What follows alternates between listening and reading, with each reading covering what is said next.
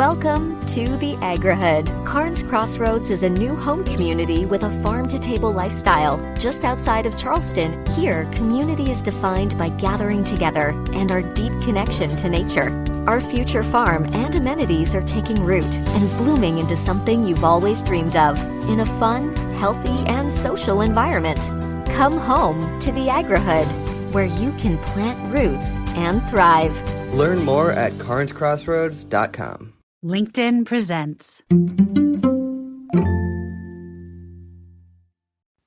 Welcome to the Human Capital Innovations Podcast.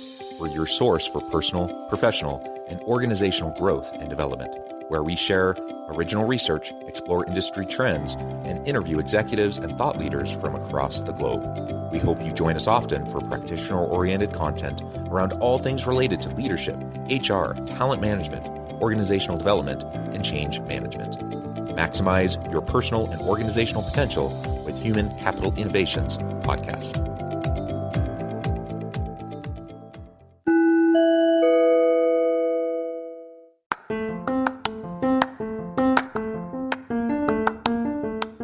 Do you enjoy the Human Capital Innovations Podcast?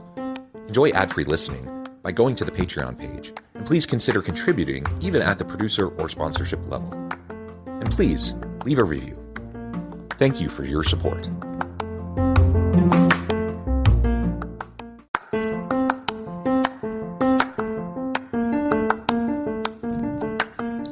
Welcome to the Human Capital Innovations Podcast. In this HCI Podcast episode, I talk with Austin and Monica Mangelson about practical tips and tricks for growing and scaling an online business.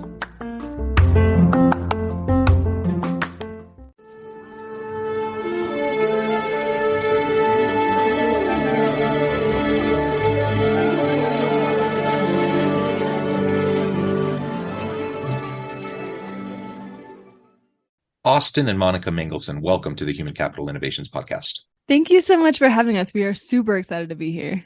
It is a pleasure to be with you both today. You're joining me from Idaho. I'm south of Salt Lake City in Utah. And today we're going to be talking about practical tips and tricks for growing and scaling an online business. You're in a beautiful part of the state of Idaho on vacation at the moment, and you're taking time out of your restful schedule to meet with me, and I appreciate you taking the time. We're going to have a fun conversation. As we get started, I wanted to share Monica and Austin's bio with everybody. Traveling the world freely with your loved one by your side, making memories. That's the dream life, right? Today, Austin and Monica are experiencing just that. They're a digital nomad couple with a thriving online business. Along the way, they've learned a lot, laughed a lot, and made a lot of mistakes. But their unconventional life path has taught them to appreciate the beauty in everyday moments. They love being location independent and believe that you too can live full of adventure. I love everything about that. I love the nomad approach. I'm not in a position to be able to do that, though I often dream of the day when perhaps I could. I'm married. I have 6 children, and my wife jokes that there's no way we're going to live in a Sprinter van and drive around the country. Yeah, that'd be a lot. But yeah, that's fantastic. And there's so much about that lifestyle that just resonates with me and is so fascinating to me. So I'm excited to talk to you on that front. But also generally speaking, regardless of whether you're a nomad or you're just doing side hustles, side gigs, or starting your own business, being an entrepreneur or solopreneur, there's lots of things that we can consider in how to create a successful business in an online environment and a virtual distributed environment. It sounds like both of you work together as the team to do this business, but you could just as easily have a team of people scattered around the country or throughout the world, helping you with your business as you're traveling around, making memories. Mm-hmm. All of that is wonderful. So we're going to explore all that. As we get started, why don't you just tell us a little bit about the why behind the choice to live this kind of a lifestyle? And then we can dig into the how of how you're making it work in the particulars of your business, how you're making it work, and then some ideas on how we can work effectively in an online environment for others who are listening. Thank you, John. Monica and we started working online and traveling while we were working in, our business is a pandemic baby. So we started in 2020. We actually had plans to serve in the Peace Corps. We were going to be off for 2 years from 2020 to 2022 in Mozambique. But then obviously because of the pandemic, that didn't pan out the way we were planning on. So our plans kind of ended up being all jumbled up. We didn't really know what direction to go at that point. We kind of had pushed off our later career plans until after we came back from the Peace Corps, because that's 2 years away. We're like, well, we'll figure that out when we get there, We had tossed around the idea of master's programs for each of us, and so we ended up actually moving in with my parents for most of 2020, and we just got kind of whatever jobs we could find. We were working in senior healthcare. We were working in I was working as a waiter at a restaurant, and we weren't loving it. It just wasn't. We felt kind of trapped. We felt like I think I'll speak for Monica because we've talked a lot about this. She felt really trapped that she couldn't travel, that she couldn't go where she wanted. And I kind of felt trapped in the sense that I didn't know what to do with myself. I didn't know where to go with my life. I felt like for so long, we were waiting for someone else to give us a green light to move forward with our life because we were waiting for the Peace Corps. They told us it would be a couple of weeks. They'd get back to us and let us know when we could go, which then turned into months, which then turned into 6, 7, 8 months. It just kept going. And we both felt so stuck that we were waiting for someone else to tell us when we can live our life and to tell us what we could do. And that kind of flipped a switch for us where we realized, why can't we just make our own future? Why can't we decide for ourselves what we're going to do? So Monica really got the ball rolling for us. She found a program, a course that we took online to teach us how to become virtual assistants. And that's how we started working online, mostly so that we could create our own schedule. We weren't seeing each other very much at all in the jobs that we got. And so we wanted to see each other more.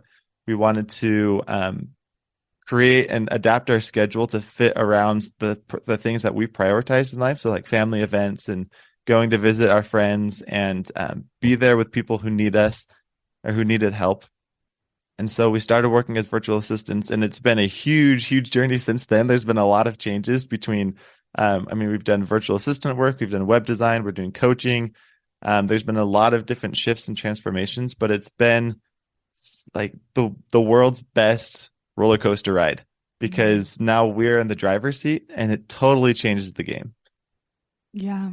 I really love that you asked about our why first, because in running a business and being a digital nomad, if you don't have a why, then it's just not going to be worth it. It's so hard to put yourself out there and to run a business. It's so hard to constantly be moving around if you don't have a really solid why. And so that's something that I feel like Austin and I have really, really worked on together, is what exactly is our why. And our why for our lifestyle that we're choosing to live is just the ability to live life intentionally and to connect and grow with more people than we ever would have if we had stayed in one place. And we really believe that as we travel and as other people travel, that you build this sense of empathy. And that's ultimately what the world is missing right now, is this really deep understanding that we're all so similar instead of being different. And so that's really what motivates us, is to continue to build that empathy within ourselves, to stretch ourselves, to grow,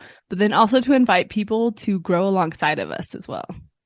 I love the kind of minimalist approach to life, the desire to just be present in the here and now, to be experiencing what you're experiencing, to be there for the connections with friends, family, with community. All of that, I think, is at the heart of the why behind that kind of a lifestyle for a lot of people. And I think all of that is really beautiful. And of course, it's not the only way to achieve those things. There are other ways that people can foster that within their lives, but each of those, I think, generally speaking, people will be happier, healthier when we embrace those types of principles in our lives, regardless of whether we're a digital nomad or we live in work in a traditional organization and more of a traditional setting. That we can still apply those principles. So that's all fantastic. For us, part of that is location freedom. We can work from literally anywhere in the world as long as we have an internet connection. But that's not for everybody. For some people, like you said, it's a little something more location dependent or a more traditional job, or anywhere in between. But it's less about the lifestyle and more about aligning your life and being an active participant in your life to create what's what lines up your values with how you're living? We are just a living testament of that, of just being healthier and happier the more you live your life intentionally and you are the active participant of creating the life that you want to live. Collectively, Austin and I have lost over 100 pounds, and it's not been anything like crazy, like any crazy diets or anything. It's just been living a life that's more active, that's more aligned with who we are. And we are so much, we are literally lighter, but we feel lighter as well. And we're happier, and everything has just been so much easier once you start picking a life and choosing a life that's really aligned with you and really living the certain values that you're looking for.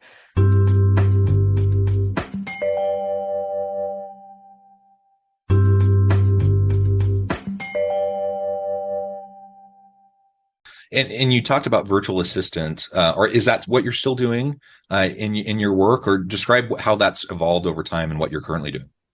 Yeah. So when I first started looking for a way to work online, the only things I really found information about were becoming a virtual assistant or becoming an Instagram influencer. And that was just not, I don't know, that just didn't sound fun to me. So we chose to go the virtual assistant route, which is awesome because it gave us a really solid foundation on online marketing, on design, on different like small businesses. And we worked like really in depth with a lot of small businesses to really understand like what was working in their business, what wasn't working. But ultimately it felt like we just went from 1 9-to-5 to 1 24/7. Like we're still working in someone else's business. We weren't creating something that we loved.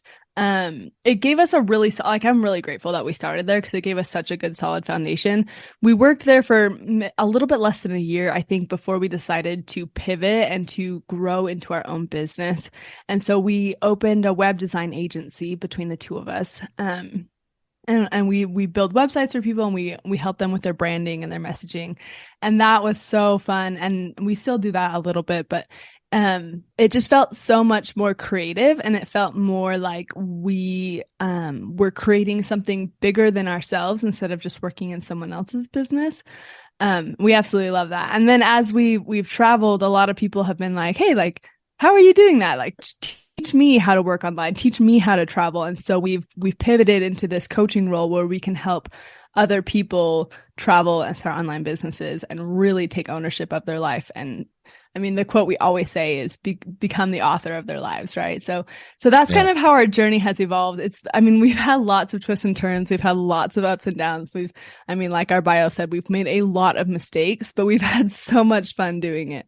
And part of that, as I'm hearing you talk, it sounds like, your definition of success today, perhaps, I'd love to hear you describe this a little bit more and your thinking on this, but it sounds to me like you fundamentally shifted the way you view a happy, successful life versus perhaps the traditional kind of norms and pressures and expectations that society puts on people.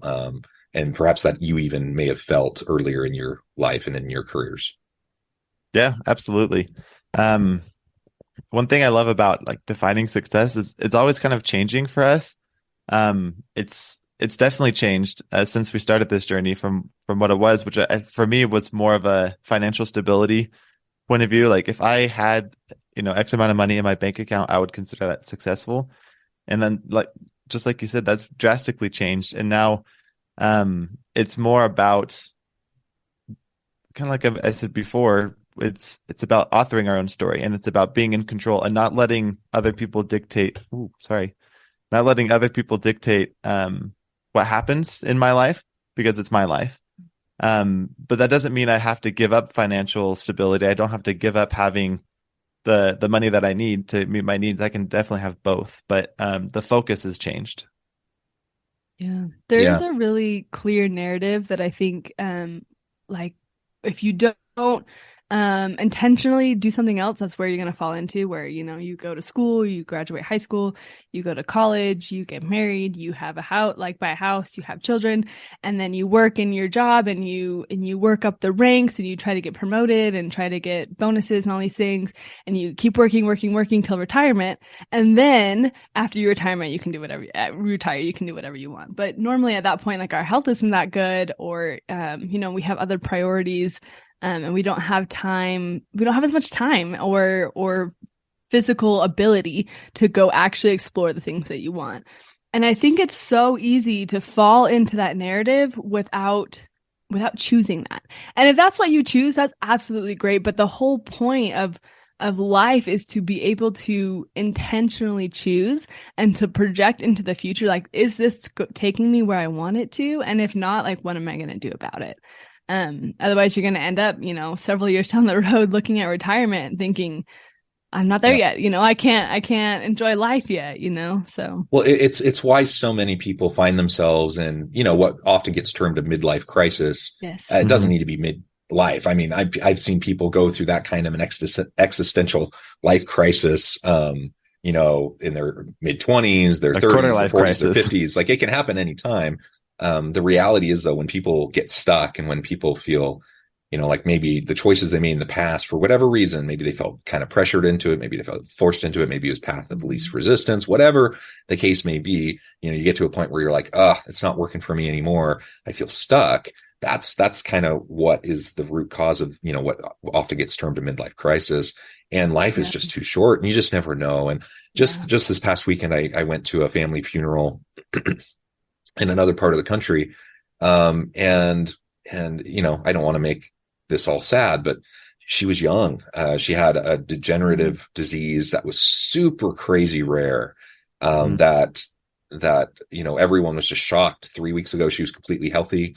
And the decline was so steep, and she was young, and she was a vivacious person, the life of the party. Everyone loved her to death.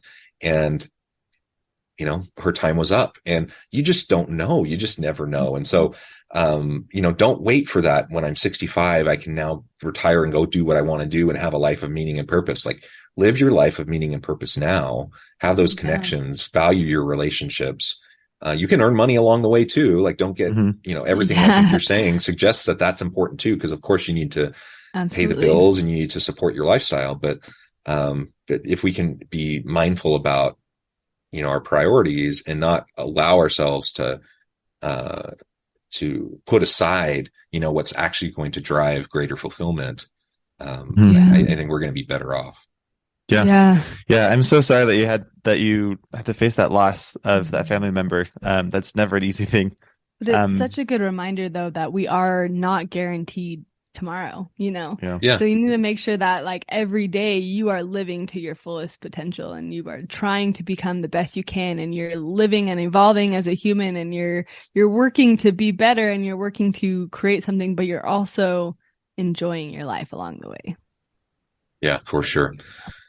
Well, I note the time, and we've had a great conversation, but we have not much yet touched on the tips and tricks for growing and scaling an online business. Yeah. So let's take the rest of our time to discuss that. You've obviously been, iterating, experimenting, learning along the way. Some things have worked, some things haven't worked.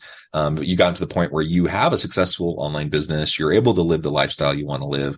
What are some of those things that, the lessons, the good, the bad, and the ugly of what you've learned, that if others listening, whether they want to be a digital nomad or not, but they want to figure out how they can do this successfully, what would you suggest?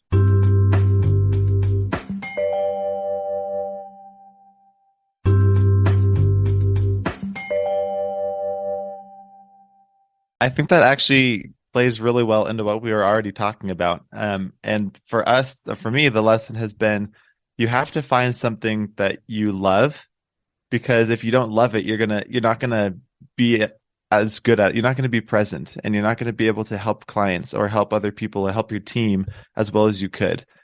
And so I think of it, the way I've heard it explained is, you have like a triple Venn diagram, and you have, on one circle is the things that you love to do, your passions. If you could do it all day, every day, you would. You just absolutely love to do it. The next circle is things that you're good at, skills that you have. These could be hard or soft skills. And then the third circle are things that the world needs, the things that people would pay you for, that the marketplace has a vacancy of. And right in the middle, where all of those three things cross, that's your sweet spot. And that's what you should work towards creating, whether it's creating a business or finding employment, whatever it is, do work in that space, because you're going to love it, you're going to be good at it, and people need it. And it's going to be, not that it's going to be easy all the time, but it's going to be much easier to provide that value that people need. It's going to be easier to sell your products or your services. It's going to be easier to connect with people. It's going to be easier to market. It's going to be easier to work on your business. Everything just becomes, like I said, not easy, but easier. Kind of I guess a caveat to that would be that you don't have to have it figured out to start. I think so many times we're paralyzed by like all the what ifs, or we feel like we have to have that perfectly figured out. We have to know exactly what it is that we love to do. But if you don't go out and experiment with things, you don't go try things, you'll never get it started. If we had never started as virtual assistants, we never would have known that like the creative website, like the marriage between the strategy of a website and the design of a website was just such a fun place for us to be. We like really, really liked that space. But we never would have known that if we hadn't started somewhere. So I really think that the important thing is that you start and then you just act like a scientist, and you experiment with things and you try new things and you put yourself out there, and if it doesn't work, well, then you cross that off your list, you move on to the next thing, and I really think you can get like a lot of traction just by trying new things, and you'll find things that you never ever thought you would have liked, that you end up being super good at, and you end up loving, and people end up paying you for it, and it's so fun. I really, really like that. And I think that principle is important in any occupation, in any job, in any business. So whatever you're doing, and anyone in the audience today, whatever your role is, this principle of rapid iteration, experimentation, trying things out. Don't get so stuck trying to figure out the perfect way to do something that you never get started. It's okay to learn as you go. It's okay to build the plane while you're flying it. And I know that's a little scary, but people often we get nervous about risk. We get nervous about maybe we have some perfectionistic tendencies, or whatever the case may be. Of course, I want to do good work. I want to add value to my clients. But of course, I'm also going to learn as I go. And as long as I remember that, trying something and having it not quite work the way I expected, I don't need to view that as a failure. I learn that as a learning, as an opportunity, as a growth potential. And then I iterate and I try something else, and I keep on experimenting. I keep on learning. I keep on growing.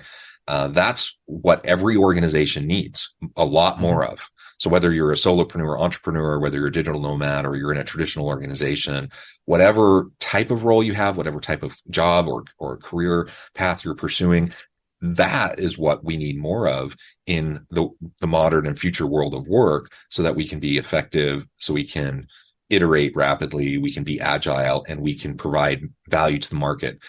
So that Venn diagram that you just described also, absolutely, like do stuff that you love. Now, I'm not going to dog anyone for doing an honest day's work, and it may suck and you may have to do it to put food on the table.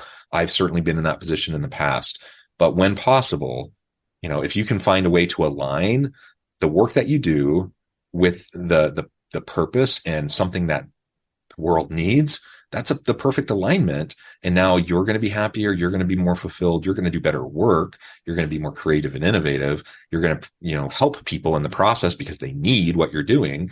And all of that, it just creates this symbiotic kind of relationship. Yeah, absolutely. I couldn't agree more, John. I think that's very well put. And I think, there's this, I wish I remember who said this, but there's a quote that I've heard quite a bit, and it says, paraphrasing, if you have a why, you can bear any how. And I would add to that, you can find any how. So if you don't know how to get to where you want to go, if you have a why, you'll figure it out. And then if you find that sweet spot in the middle of that Venn diagram, that's going to help you create your why as to why you're working, why you're building whatever you're working towards. And then when things get rough, and they will, just because you have a passion for it doesn't mean there's going to be days where you don't want to do it. When those days come, you have that why to carry you through that how. Just to get it out of the way. You're going to make mistakes, right? Like there's no avoiding that. And I've also heard it said that failure is the shortcut to success or something like that. But I think it's necessary for success. I don't think you can be successful, whatever your definition of success is, without having mistakes or failures along the way. It's like, if you're worried about that happening, just know it's going to. And it takes bravery and it takes courage to face that. But I mean, what's the alternative? The alternative is not living your life to your full potential. It's living a half life. And I don't think that's a better alternative. Austin and Monica, this has just been a really great conversation. I know at the time I need to let you go here in just a minute, but before we wrap things up for today, I wanted to give you a chance to share with the audience how they can connect with you, find out more about your work, and then give us the final word on the topic for today. Yeah, so we are really easy to find if you search Austin and Monica on Instagram or austinandmonica.com. We're there all the time. Austin and Monica on Facebook. On Facebook, yeah, pretty much any platform. LinkedIn, we're all over. And then we also have a podcast, the Profitable Nomad Couple podcast. So those are the best ways to connect with us. And we really do love connecting with people. So for anyone listening, feel free to reach out. We honestly, like, one of our favorite things about being in this space is just meeting new people and like connecting with people who are on the same journey that we are. So feel free to reach out to us on any of those platforms. Final thoughts, I guess would just be, the quote from Winnie the Pooh comes to my head, and I know I'm going to quote it wrong, but it's just the fact that you are braver than you think, and you're stronger than you know. Like people who are looking, like when you're starting and you're looking into the future, it feels so daunting and so scary. And the current version of you can't even imagine being successful because you have to change so much, and you change and you evolve and you grow so much to get there. But you have it, like I really believe that anyone has it in them to take the steps necessary to try, to fail, to try, to fail, to try, and then to be successful. And I really believe that anyone listening, like, just take encouragement that I believe in you. I know you can do it. The only thing I would add was I do kind of feel like today was much more of a discussion around principles and mindset and less around like the nitty-gritty practical, tactical things. But I think that's the best foundation for any practical or technical advice you're going to get. I think two people can implement the same exact strategies in their business, the same marketing strategies, the same growth strategies. But if their mindsets are different, if one has an empowering growth mindset and the other has a disempowering limited fixed mindset, you can do the same exact things and get drastically different results. And so that's why that's so important to me, and I know that's kind of the direction this conversation was steered, because that's the best foundation for that kind of thing. So I think, just to top it off, don't be afraid to fail, but also don't be afraid to succeed. Well said. Thank you both, Austin and Monica. It's been a real pleasure. I encourage the audience to reach out, get connected, find out more about what they can do for you. And as always, I hope everyone can stay healthy and safe, that you can find meaning and purpose at work each and every day. And I hope you all have a great week. Do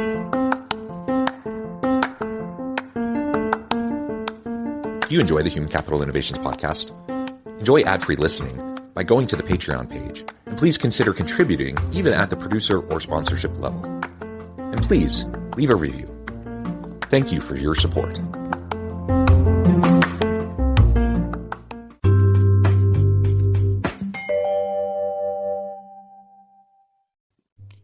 Thanks again for joining us for this episode of the Human Capital Innovations podcast. I hope you stay healthy and safe, and that you have a great week. Monetizing digital services since 2004. Boosting the entertainment industry by making digital content accessible for everyone. AWG, where innovation meets monetization.